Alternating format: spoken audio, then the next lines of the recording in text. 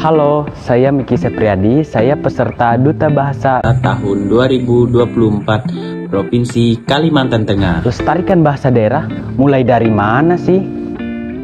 Dari laporan penelitian ini disebutkan setidaknya ada 18 bahasa daerah yang berada dalam kondisi terancam punah.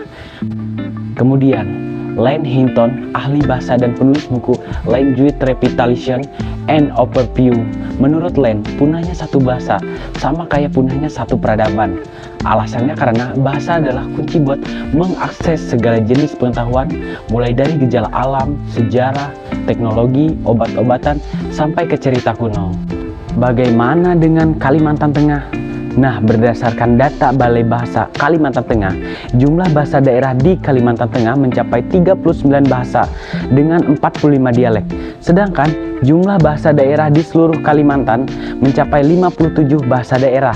Jumlah itu nantinya akan berkembang sesuai dengan penjajakan yang terus dilakukan. Mari kita lihat seberapa banyak mahasiswa yang ada di Universitas Palangkaraya yang masih menggunakan bahasa daerah mereka dalam keluarga mereka masing-masing. Permisi Kak, mohon maaf ganggu waktunya ya. Iya. Saya ini mau tanya-tanya nih. Sebelumnya boleh kenalin nama kakak dulu, siapa nih? Kalau aku Lovita. Kalau kakaknya? Arki. Kalau kakaknya? Sipa. Oke, terima kasih. Nah, untuk kalau Pita dulu, kalau di rumah biasanya make bahasa apa untuk keseharian sama keluarganya? Kalau kami pakai bahasa Dayak Manyan. Kalau kakak Arki? Memakai bahasa Indonesia.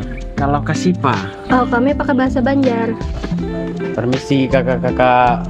Nah, jadi di sini saya pengen nanya nih sedikit untuk bahasa keseharian kakak-kakak yang di sini. Kalau di rumah nih bahasa apa? Sebelumnya kenalan dulu dong. Nama abangnya siapa nih? Kalau nama saya Herman Johannes Manurung. Oke, Bang Herman. Kalau abangnya? Nama saya Christian Tahadinata. Oke, Bang Christian. Kalau abangnya? Kalau nama saya Agus Wijaya. Oke, kalau abangnya? Dia Dwi Pradana. Oke, kalau abangnya? Iki.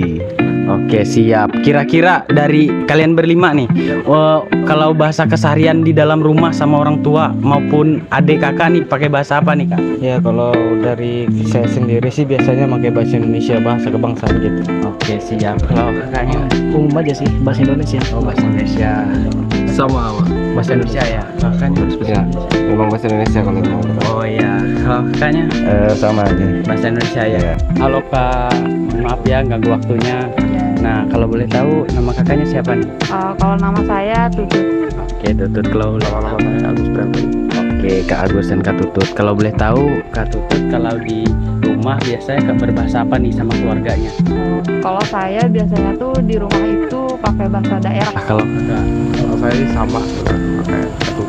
Juga pakai bahasa daerah juga di rumah. Makasih ya Kak, maaf ganggu waktunya.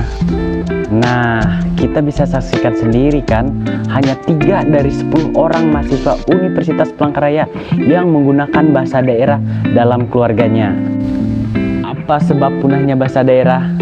Bayangin, ada perempuan asal Kabupaten Barito Utara yang nikah sama laki-laki asal Kabupaten Katingan.